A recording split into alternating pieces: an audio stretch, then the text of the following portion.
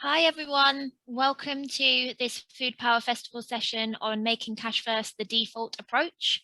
I'll just give you a few, seconds really for people to join because people join in dribs and drabs. So we'll just smile and nod until more people have arrived. But for those that are joining, this session is all about how we can make cash first the default approach, recognizing that to tackle food poverty is poverty. So how do we tackle the root causes of that by providing people with more cash and putting more cash in people's pockets to use as they wish as a more dignified option. So this session is a really interesting one. We've got an excellent lineup of speakers for you, but just a brief bit of housekeeping, because with all these virtual meetings, I think it's good to start with that. So this is a Zoom webinar, not a meeting, so you won't be able to see people. You won't be able to see anyone but the speakers that are speaking. Please do introduce yourself in the chat. This may be a virtual world, but we want to encourage people to communicate and say hello. So please do say your name, where you're from, who you're representing today in the chat, and make sure that you're talking to all panelists and attendees, not just panelists, because otherwise it'll come straight to us. And we'd love to hear from you, but then other people may not get to hear from you, which would be a shame. So please use the chat box. If you've got questions, the best place to put them is in the Q&A. So at the bottom of underneath my face, there's that navigation bar, and you should be able to see a Q&A button. So click on there, and then you can add in your questions for the panelists to get to when we get to the Q&A section. And if you do put any questions in the queue into the chat box, I'll try and transfer them to the Q&A, but that really is the best place to put them, because otherwise they don't get lost in lots of chat from all the attendees.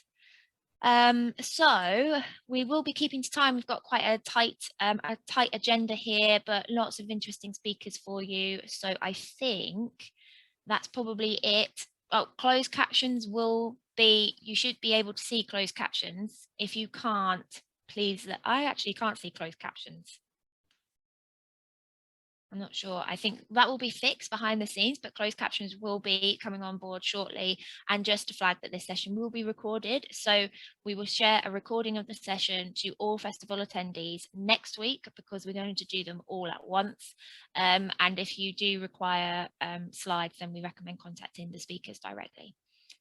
So magic, that's enough from me. You're not here for me. So I'm going to actually start the session with a bit of a Mentimeter, if you don't mind. So I'm going to share a link in the chat, which you can complete whilst the speakers are talking. So I'm getting confused behind the scenes here. It's really helpful. So a Mentimeter is just a way that we're trying to get people to engage with the session in a different way, because there's so many of us, we can't have breakout sessions, but we're still really interested to hear from you and hear your thoughts. So I've shared that Mentimeter in there, and I think it would just be really nice to kind of get an idea of one or two words that you think of when you think of a cash first approach. What are the words that make you think that a cash first approach is important?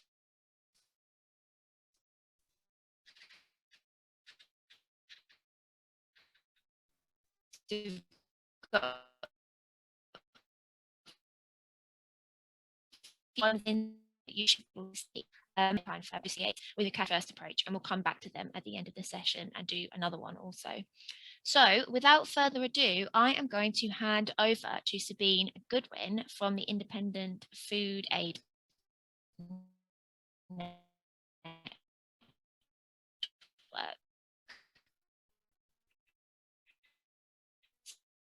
Thank you. So hi everyone, great to see you promoting your first approach.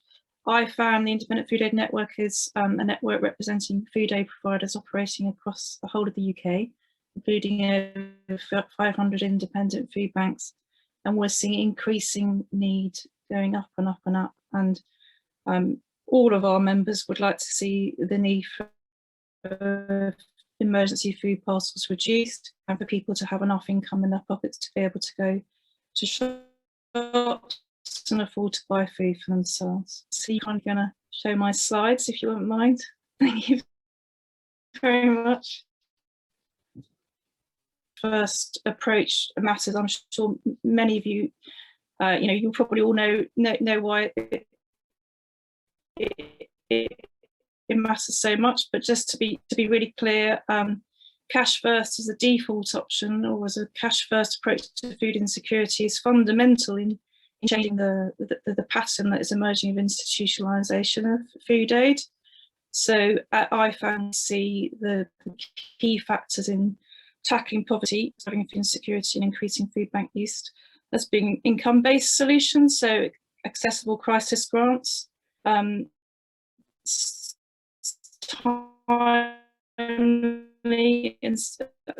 for the cost of living through the wages and the security of the work that you're engaged with. Next slide, please, Cecily. It's because we can't see it running dramatically at a national level. It's fundamental that we work as hard as possible at promoting a cash first approach at local level.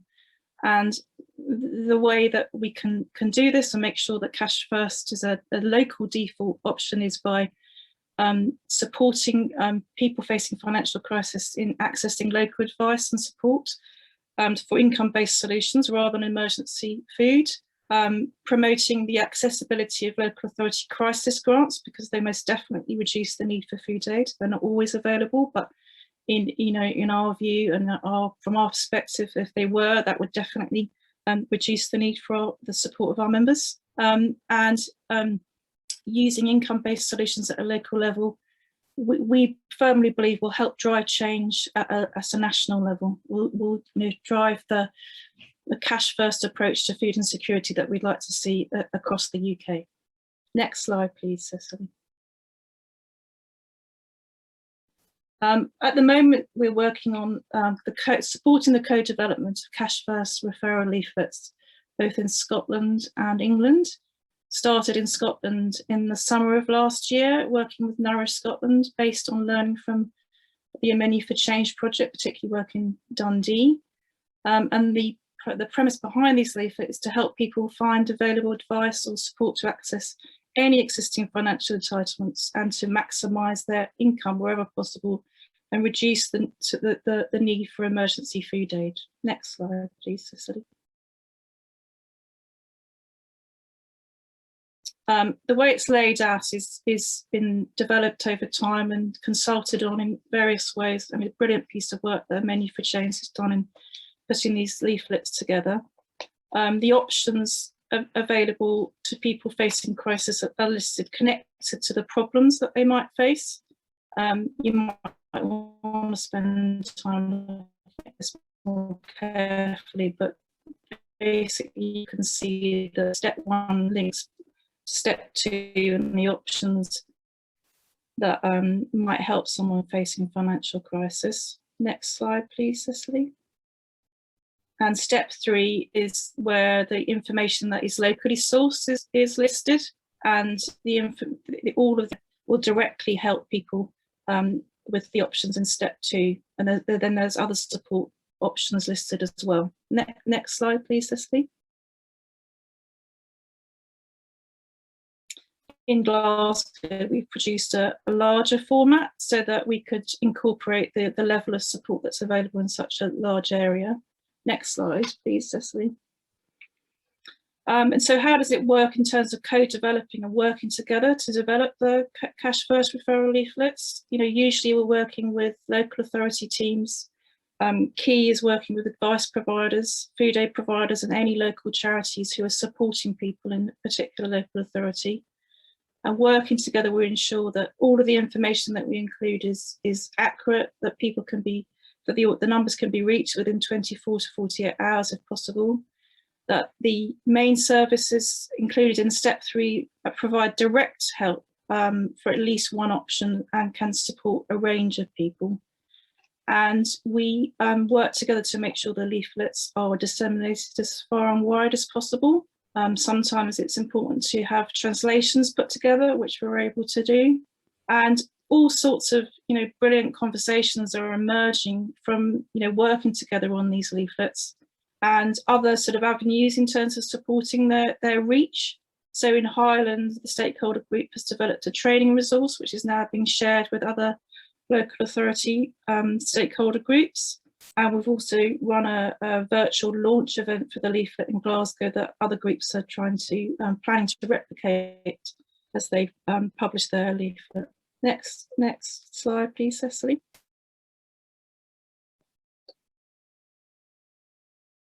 And this is where the leaflets are available so far. So in Scotland, they're in circulation in 14 local authority areas, and very shortly we will have a leaflet for Cornwall first up, and then soon after that, hopefully Huntingdonshire, Sheffield, Lewisham, Enfield, Brent and Wandsworth.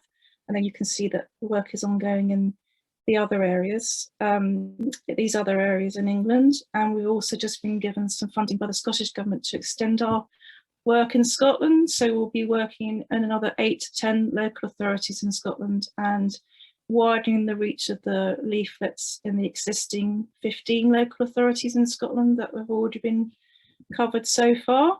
You know, if you want to find out more about this work and would like to get involved with potentially developing a leaflet in your area, please do get in touch, because we'd love to hear from you.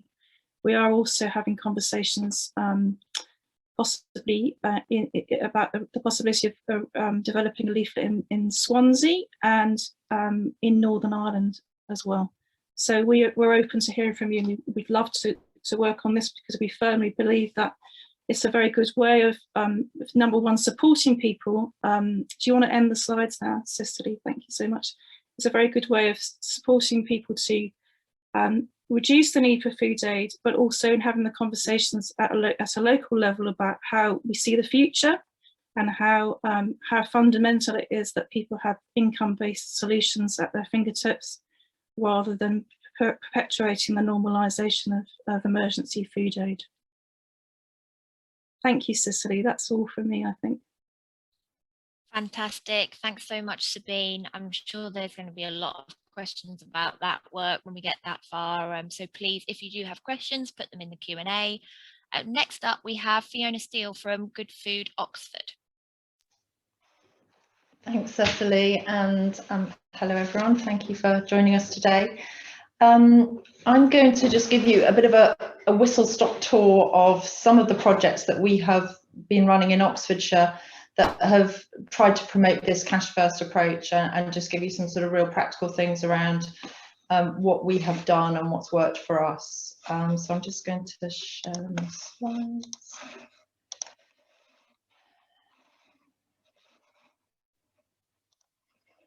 Okay, so just very briefly, Good Food Oxford is, we're a network organisation. We're a cross-sector partnership of around 140 network members who are all working towards a more sustainable food system for Oxfordshire. I don't expect you to read everything on this slide, by the way, but it's just to give you a sense of the sort of the cross-sector representation in our partnership, which includes business, community, local authority.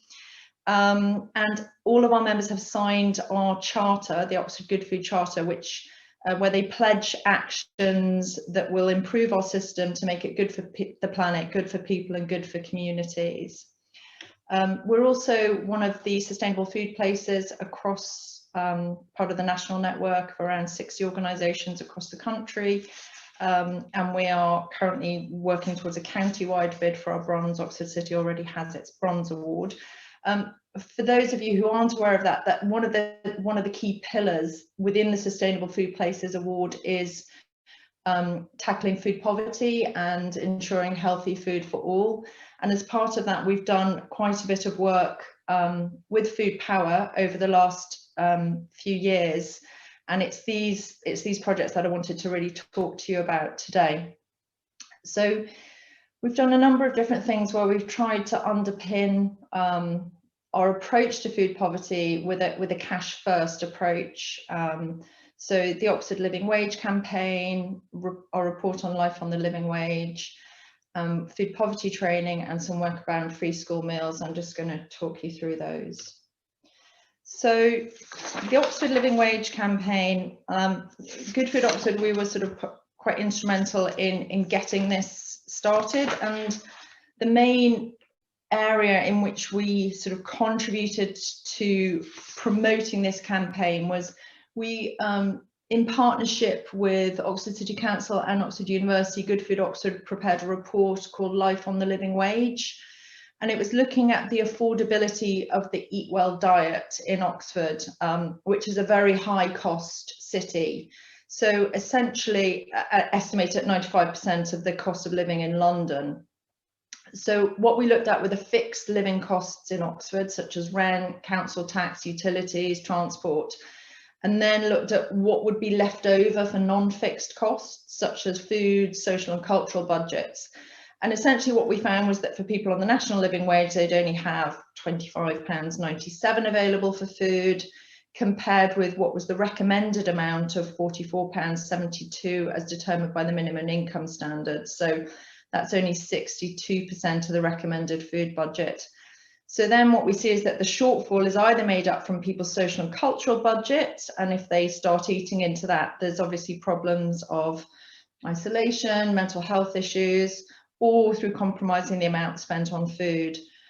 So what this did, producing this and this sort of focus on the impact of low wages on food, it enabled us to have some evidence base and a talking point to take to the councils to support this campaign for a living wage. And so the living wage is now supported by Oxford City Council, and it's currently at £10.31 an hour, which is still a low wage given the high cost of living in Oxford, but it has essentially highlighted the importance of cash as a way for people to be able to manage their budgets and make their own decisions. So that is something that is in place in Oxford.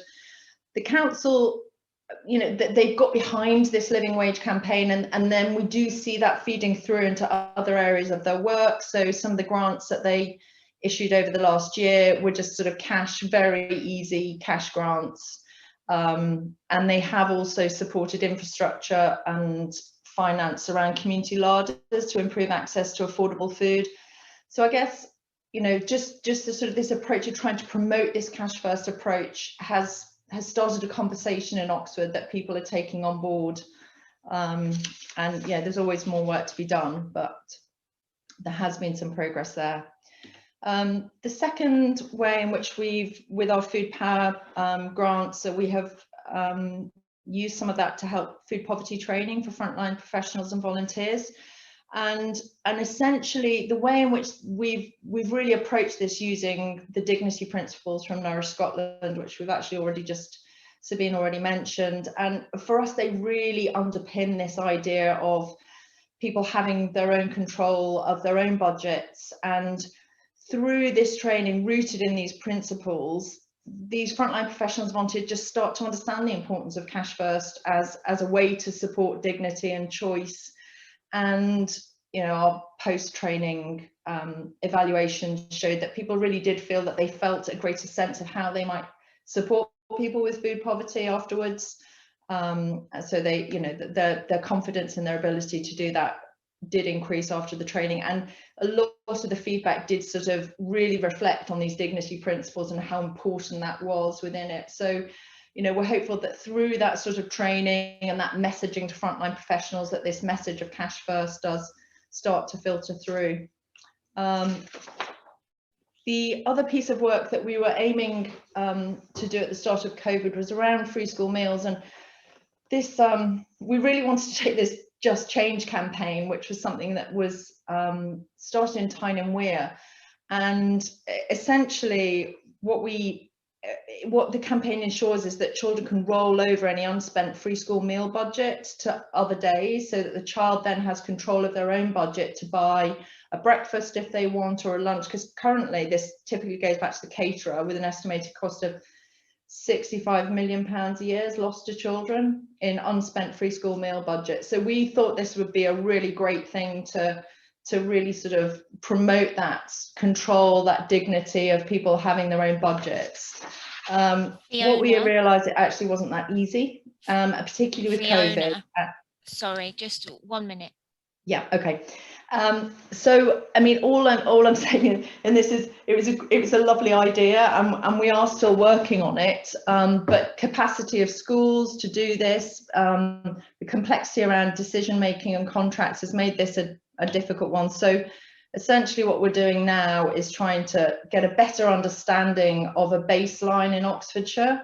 So we really fundamentally understand how campaigns like this could work in Oxford. So I think I'm just sharing this on the basis that, you know, we started with an ambition, we've had to review our approach, but having that baseline data, but keeping that ambition is the way in which we're working towards that now. So that's me, a very whistle-stop tour of everything we're doing in Oxford. I hope that's been helpful to people.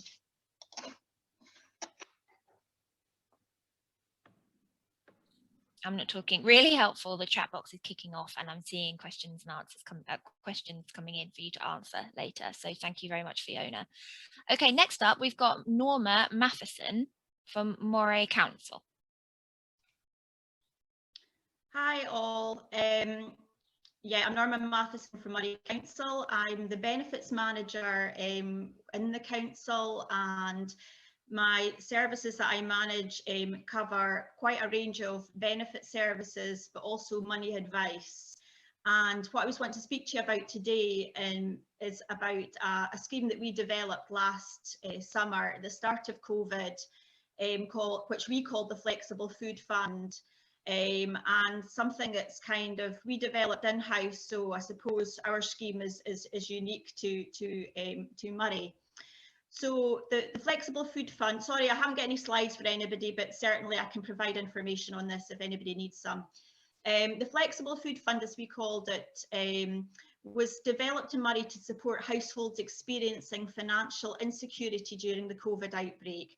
So it was offered to clients, as we call them, clients, claimants, whatever word you want to use, alongside wider support provided by our in-house money advice service. So it supported a whole household, whole needs response.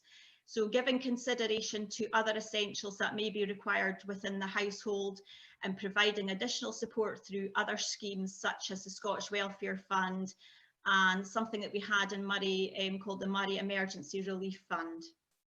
The Flexible Food Fund provides two monthly cash payments directly into clients' bank accounts, and the amount that we provide them is based on the size of the household. So the first payment is an automatic award. The second payment to that household has a condition attached to it that the household or the client works with our money advice team in order that we can support them to address the underlying cause of their hardship. Okay. So how did we get all of this off the ground? We were only able to do this, thankfully, down to the Scottish Government funding. Back in April 2020, there was a commitment from the Scottish Government to allocate, at that time it was £70 million of funding, and obviously that has gone on over the year. So that funding was to support the provision of food to individuals and local communities throughout Scotland. So the funding was split into three categories. The first category was the provision of a structured response to support households who may be experiencing barriers in accessing food, and a combination of support to access income and the provision of food. So the second aspect was a provision for those unable to leave their homes due to being in the highest clinical risk group, known as the shielding group. And the third aspect was an investment in third sector organisations responding to food insecurity. But the Flexible Food Fund focused on the first option there, really. So it was really about individuals and families that are experiencing difficulties in accessing income to pay for food. So our whole support package was which I'm responsible for a team.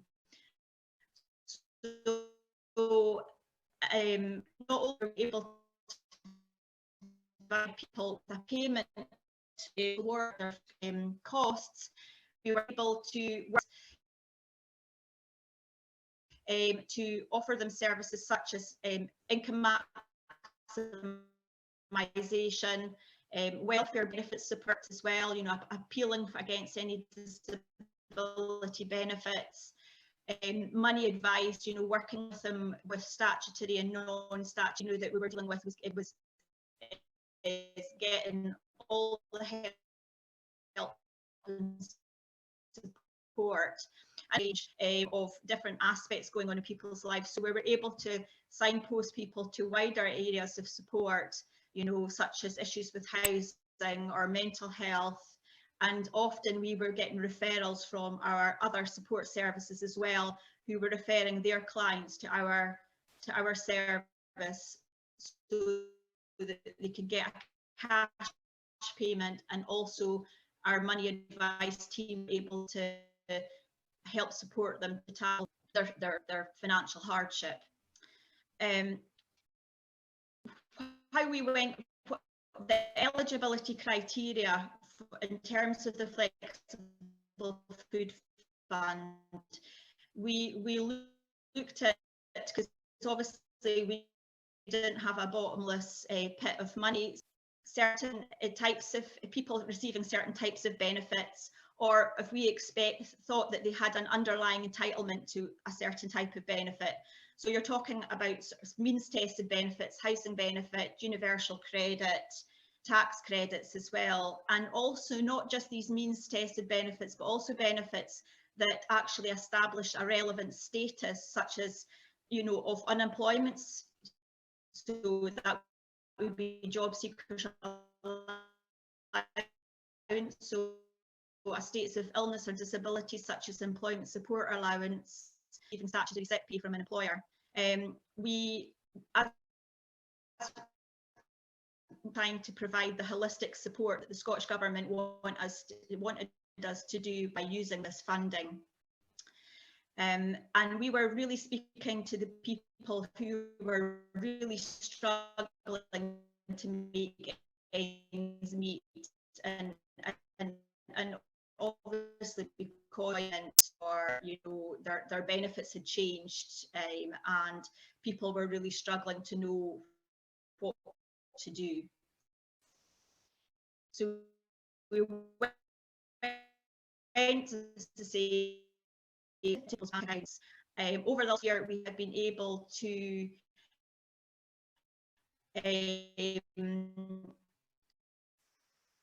have 3 launches of the flexible food fund.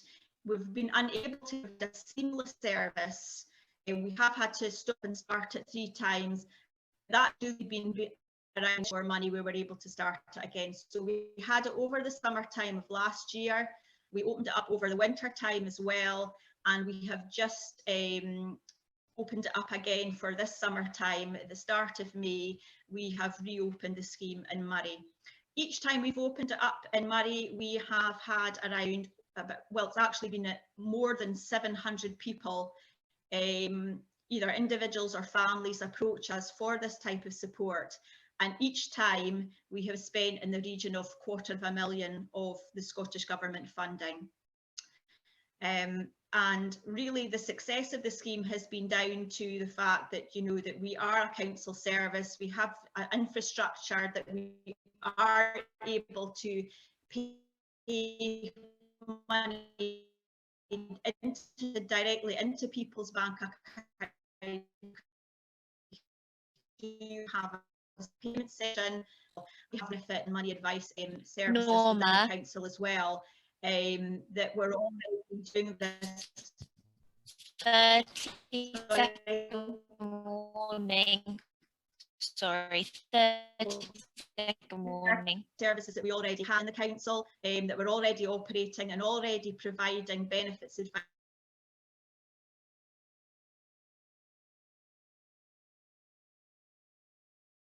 The money advice support, but they're also getting the cash first payment into their bank account, and it's been really successful in Murray. Thanks for listening. Thanks so much, Norma. It's really great to have your input and your examples. And our last speakers for this session will be Robbie Cowbray, who's representing the Migrant Destitution Fund for Greater Manchester, and an expert by experience, Umer, who has experienced and benefited from a cash first approach. So I will hand over to you. Thanks, Cecily. Yeah, I'll just give a quick summary of what we do and where we've come from, and then hand over to him because I think his experience is really worth hearing more of. So yeah, we're a project in Greater Manchester. We're not a charity. We're not an organisation. We're just volunteers hosted by one of the local infrastructure groups in Greater Manchester, and we provide £80 cash grants to people with no recourse to public funds conditions on their immigration visas. So people who've had asylum claims turned down and not receiving state support, some people with working visas who are out of work and aren't able to claim benefits, and a host of other reasons why people might do it. We give that money through our 18 partners, so that's local charities and organisations working on the ground in all the 10 boroughs of Greater Manchester that we cover. And in the last year, I think it's now up to 800 grants to probably 300 plus people we've distributed at a cost of about £62,000, I think was the latest bill, every penny of which was about 50% individual donations and 50% grants for those grants that are willing to fund cash onward. And we've been cash first from the beginning, and not really deliberate. So the way we came about was we were an action group set up of people working and volunteering within the migrant destitution field and people who'd experienced migrant destitution, and to look at the whole issue. And one of the first things that was suggested by the people who'd been in that situation was a fund that could provide cash. So we did it not because of some big, philosophical reason. We did it because that's what people who are in situations wanted, and that feels like quite a significant reasoning for discussion today of how we've ended up there, and making the cases in our local areas. But Umer's got more experience than me and some notes on why cash is worthwhile as well. So Umer, do you want to come in and share those?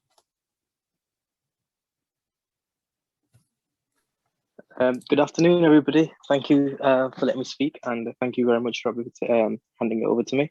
My name's Umer, and I have been in the UK for the past nearly 13 years, and I came as a child with my parents, and my parents are still in the asylum seeker process. They are still in the Home Office system, and I was given a leave to remain not very long ago. It was approximately about 2 years ago. I was given a leave to remain with the refugee status. with the BRP card, actually, to say you now have a leave to remain. Also, hence says remarks no public funds, but I was allowed to work. I was allowed to work and provide for myself, basically. I was working and working in the UK. It was good while here, and I studied school, college, up to college, and then I just got into working, and it's been a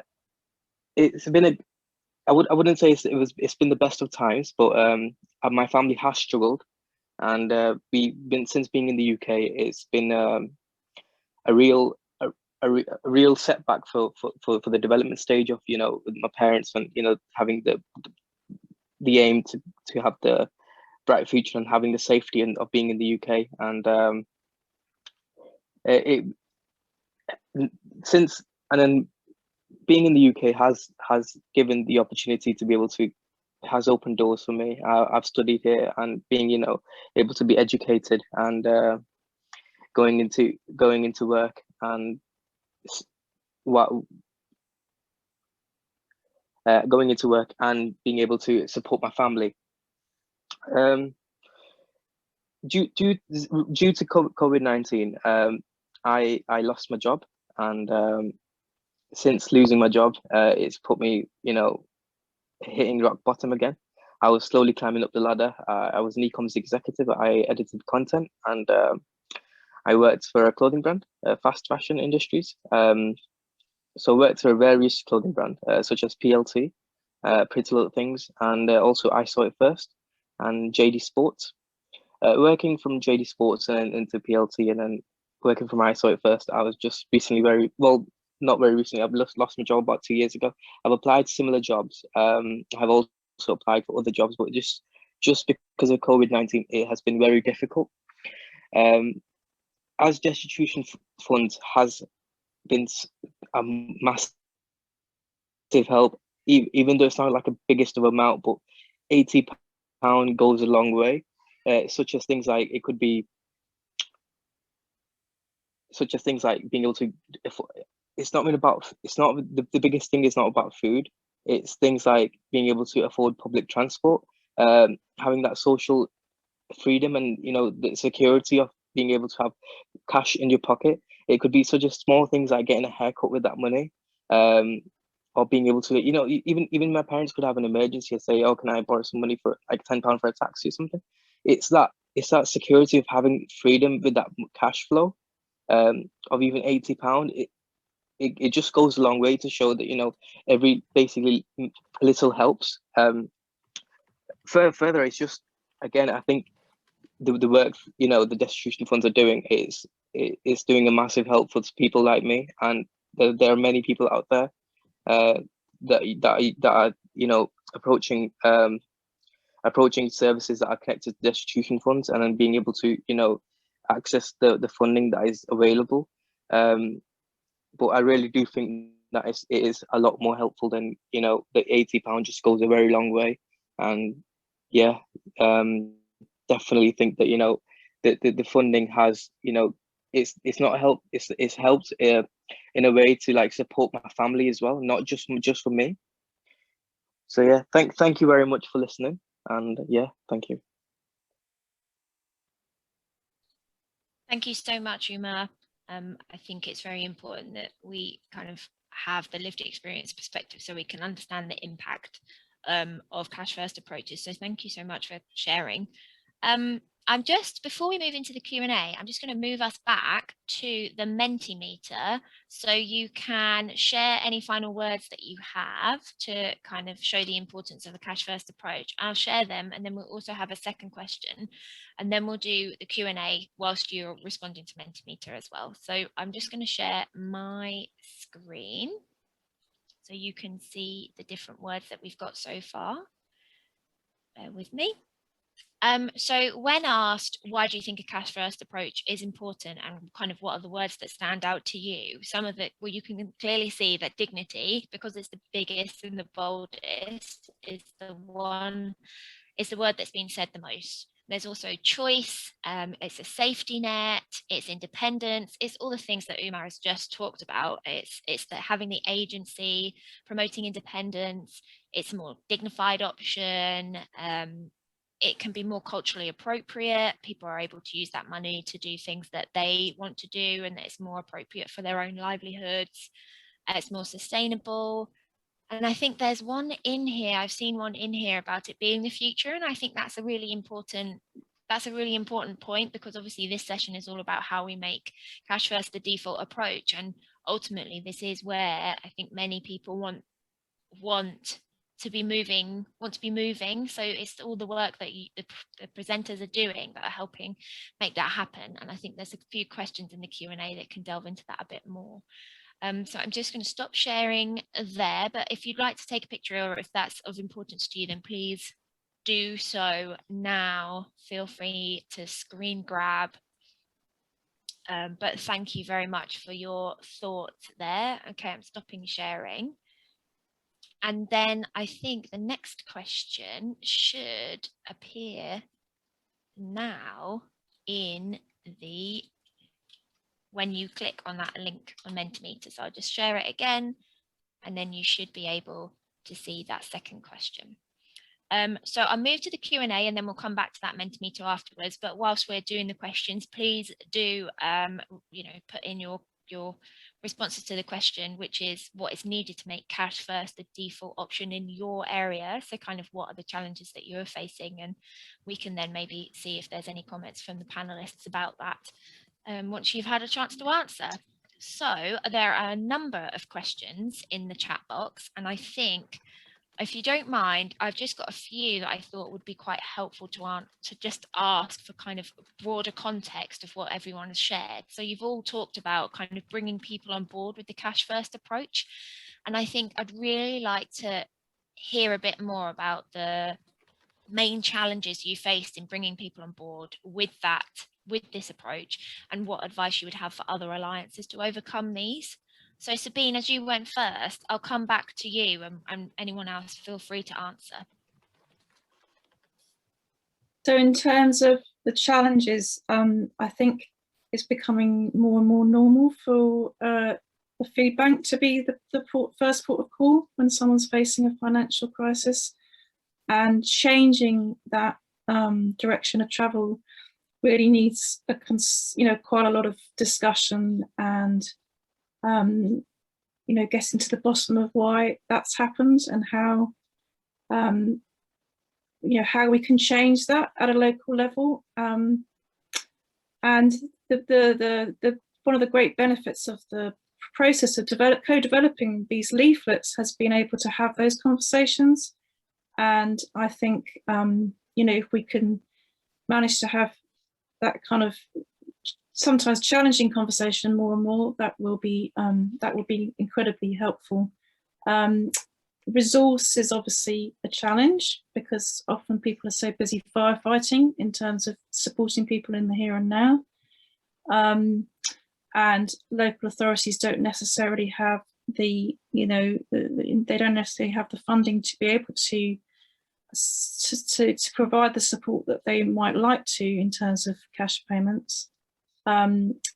Sometimes it may not be what a local authority would like to be doing. It might prefer to provide other forms of support rather than cash payments. But the discussion around these leaflets helps sort of talk about why that would be useful, and how important it is for those cash payments to be accessible and directly available to people. I hope that's helpful. There's all sorts of challenges, but having conversations is the first step. Magic. Thanks very much, Sabine. I mean, if any of the other speakers have anything to add, please do shout. But I might ask you, Norma, from a local authority perspective, whether you have any kind of suggestions on for other local authorities that are joining the call on things to think about and how to push this forward.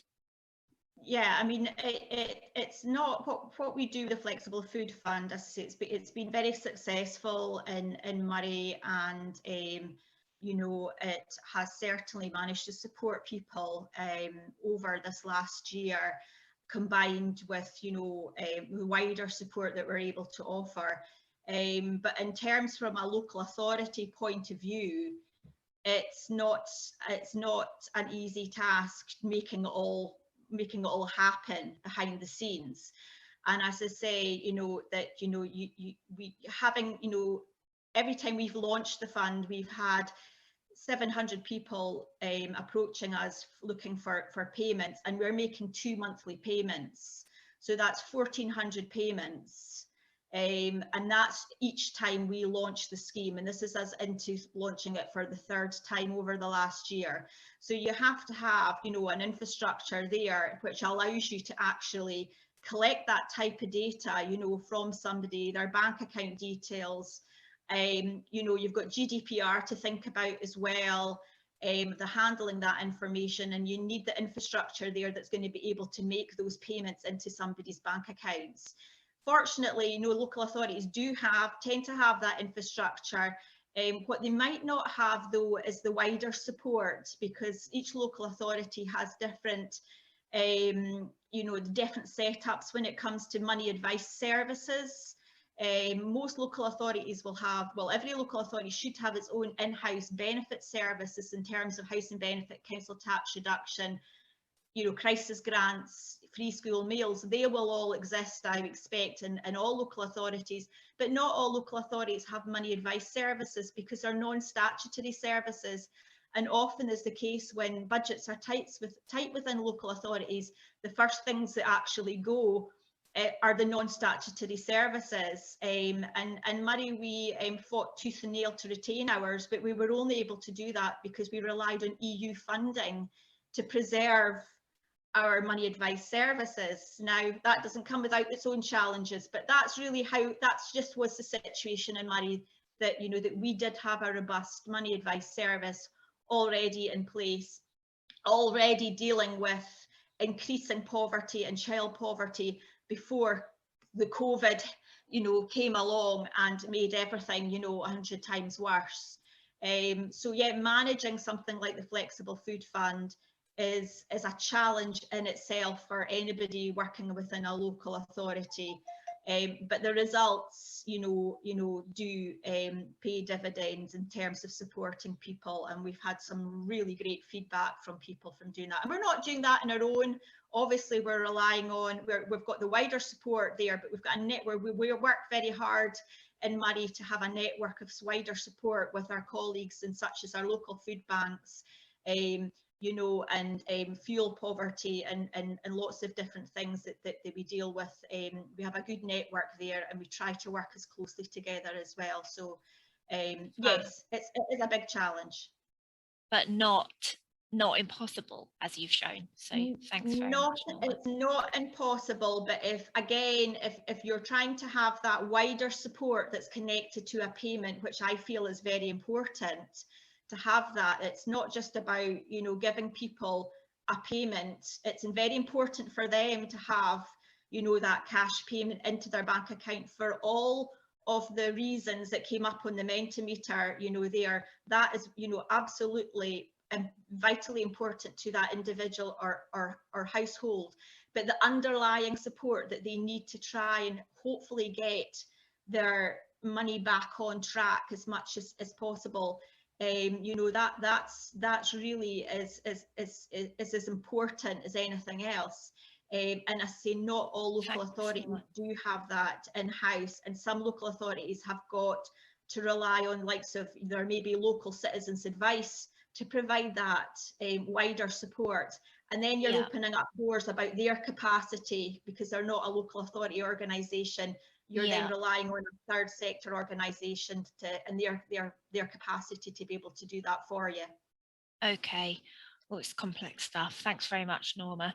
I'll move on to some of the questions in the chat box, as I think there's some that specifically that Robbie, Umar and Fiona might be able to answer. So in terms of I think from a local level, obviously the work that's been happening in Good Food Oxford and the Migrant Destitution Fund, they're very much local level responses, though all the speakers have talked about local level responses. But how do you think, Robbie, Fiona and Umar, that local level responses can lead to national change in government policy on benefits and sanctions? Do you have any thoughts on that? Firstly, I think that, you know, sorry, I've just come into some air again. Go for it. Own the space.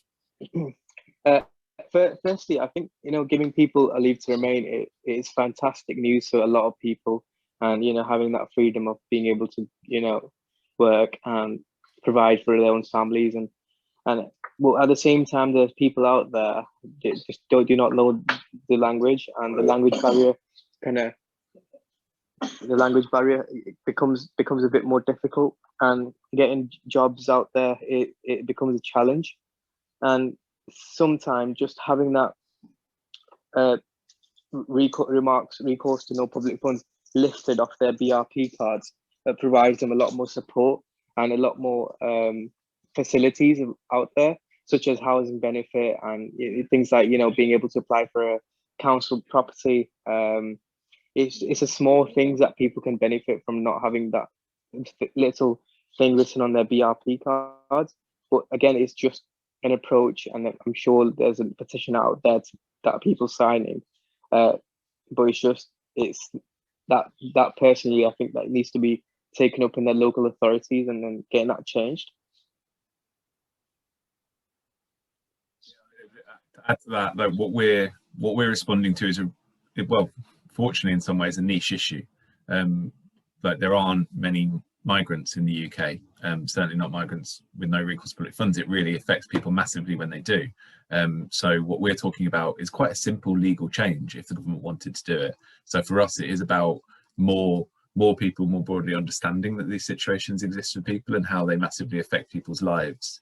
I think to spread over into cash first as an approach to addressing poverty in general, it's maybe very useful for local success to be shared, so other places have the confidence that cash can work, because I think there's a lot of fear about where your money will go if you start giving it out, and I think successes such as have been discussed today show that it can be effective. Yeah, magic. Thanks so much both. Fiona, do you have any other perspectives to share from Oxford?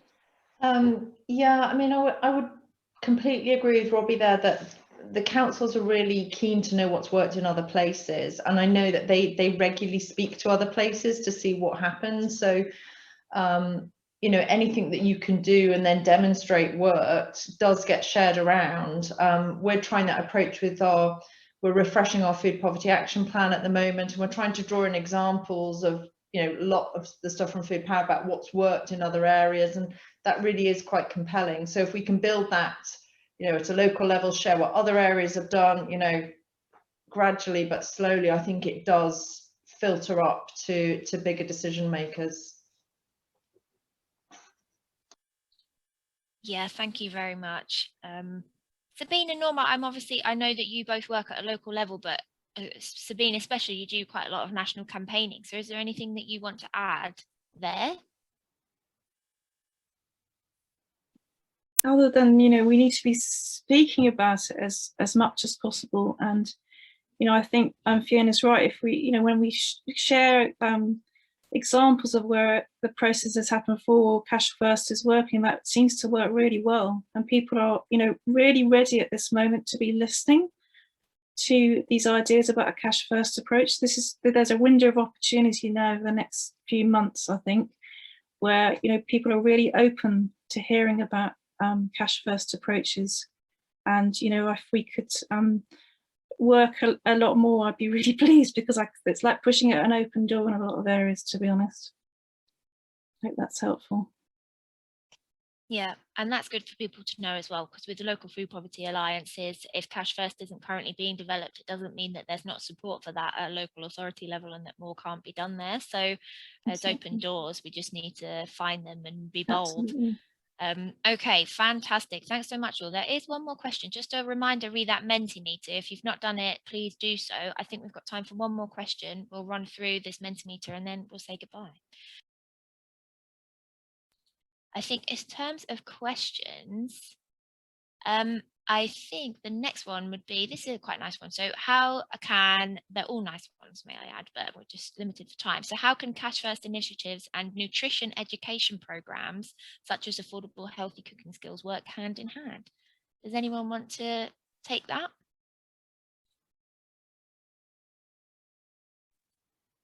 In some ways, Cecily, I think, or Phil,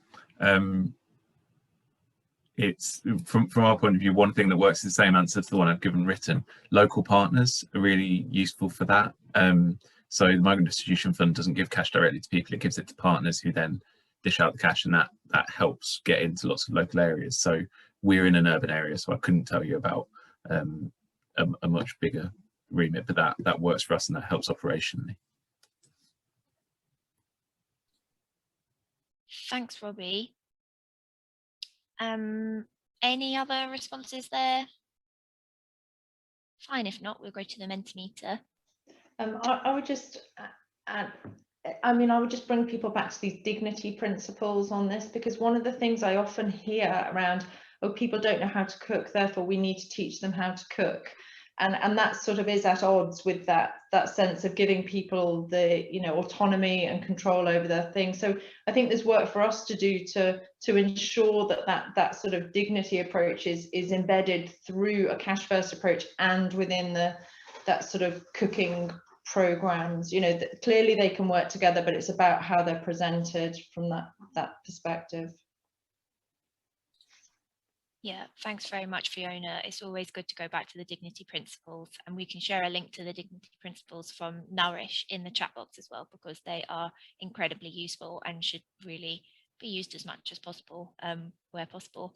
Sabine, sorry, you had your hand up. Yeah, I was just going to say very quickly that, you know, connecting this all to the affordability of a healthy diet is fundamental, because there's so much misunderstanding around that and sort of confusion that people aren't eating healthy, or they can't afford to eat healthily. So, you know, that's why they need income in their pockets. And it's really important to keep connecting those two issues up. Thank you. I think that's a perfect way to end. Cash first is definitely one of the options, but there are so many other nuances that and issues within that we need to continue to talk about and make sure we're working towards. Simon's just shared those dignity principles in the chat box, so thank you, Simon. I'm just going to share the screen so we can see our final Mentimeter, so you can see what people are flagging as needed to make cash first the default option in your area. This is more just so people have an idea of the different challenges that people are facing, and hopefully through this session, we've been able to provide a few examples of ways to take things forward, ideas to take forward, challenges that you can overcome, but it's all helpful. So political will, so that I think that yes, it's definitely an issue, but I think that we can also work to find those open doors, because they do exist. And I think, as evidenced in this session, there's a lot of work happening, and it's not on all of your screens, but I've got this list of where the cash first referral leaflets are being developed by IFAN, and that's a lot of places. So the things are changing in that respect. So yeah, we've got a lot of commenting about local authorities and local councils getting on board, more training and raising people's awareness of why this is important. And I think that talks again about the narrative that we use, and kind of making sure that we're clear that cash first is the best option for providing a dignified response. It's joined up thinking as well. We've been, obviously, Norma talked a great deal about the need for collaboration. So it's not the council alone, but it's working with local food banks, it's working with local partners to make that happen. So is this something that you can review in your own food poverty alliances, your own food partnership? Better information on where to signpost meal, parcel, food delivery service users too. Challenging conversations with local providers. Yes, that comes back to the narrative. And COVID has resulted in there being a huge focus on food as the solution to poverty rather than cash. So it's trying to change that narrative, and that's no easy feat, but hopefully, I mean, 750 people signed up for this festival alone, and if everyone goes away with the understanding that cash first is the next step, then that's a pretty decent amount of people that are taking that message forward to their local authorities, their local areas, and making change happen. So yeah, I think I'll leave it at that, because we're running out of time. So I'll just finish by saying a huge thank you to all of our speakers for sharing your projects, your experiences today. You've been fantastic. Thank you to everyone who's been able to join. And Fiona, you've been offered to meet in the Wonder Space. So if you haven't attended the Wonder Space yet, please do.